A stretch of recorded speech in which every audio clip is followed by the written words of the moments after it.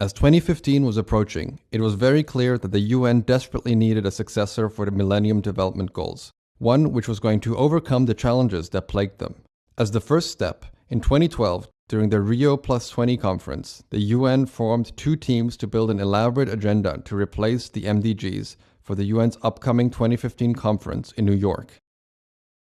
The two teams were the UN Task Team, chaired by the Prime Minister of the UK and the Presidents of Liberia and Indonesia, and the Open Working Group, managed by intergovernmental groups.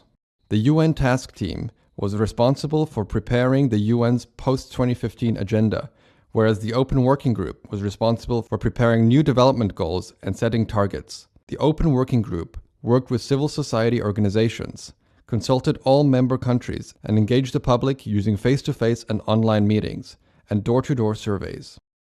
Both groups worked in parallel and combined their knowledge over this 3-year period, which is known as the Post-2015 Development Agenda, encompassing both the agenda and the goals and targets.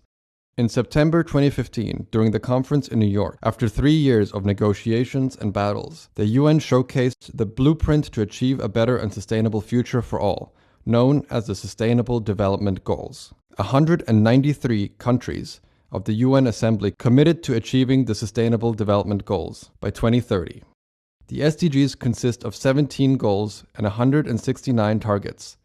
The core framework for the SDGs expands on the MDGs by linking the social, economic, and environmental aspects of its goals. The SDGs address the shortcomings of the MDGs by incorporating a broader and transformative agenda.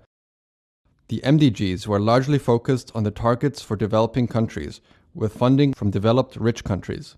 However, the SDGs are for all countries, developed or developing, all of whom are expected to work together to achieve the universal goals and targets.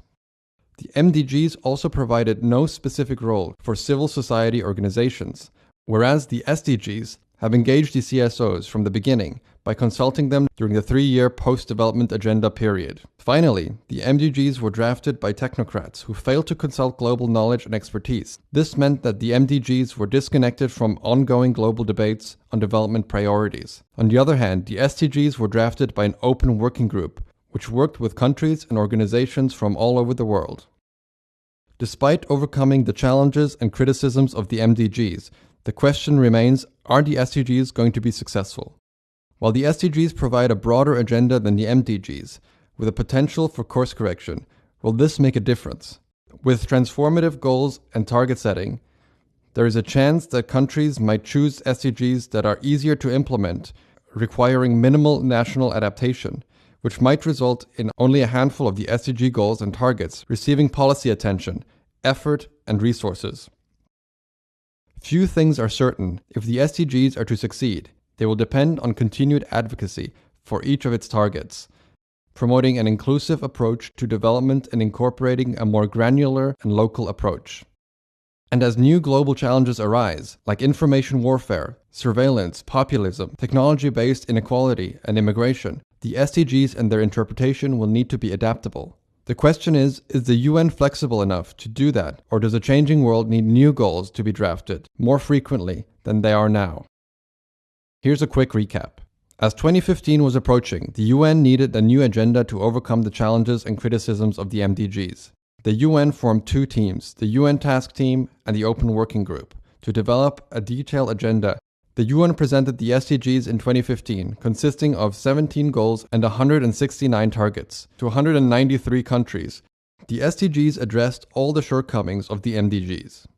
Continued advocacy, promoting an inclusive approach to development, and incorporating a local approach are some of the ways the SDGs are expected to succeed. The question remains, are the SDGs going to be successful, or will they be plagued by challenges that prevent them from making any meaningful impact? Thanks for watching. Hope you enjoyed our video. If you did, leave us a like and subscribe if you haven't already. And let us know in the comments what you'd like us to cover next. If you'd like to learn more about sustainability, assess your skills, and interact with like-minded people, come join our SDG Plus community.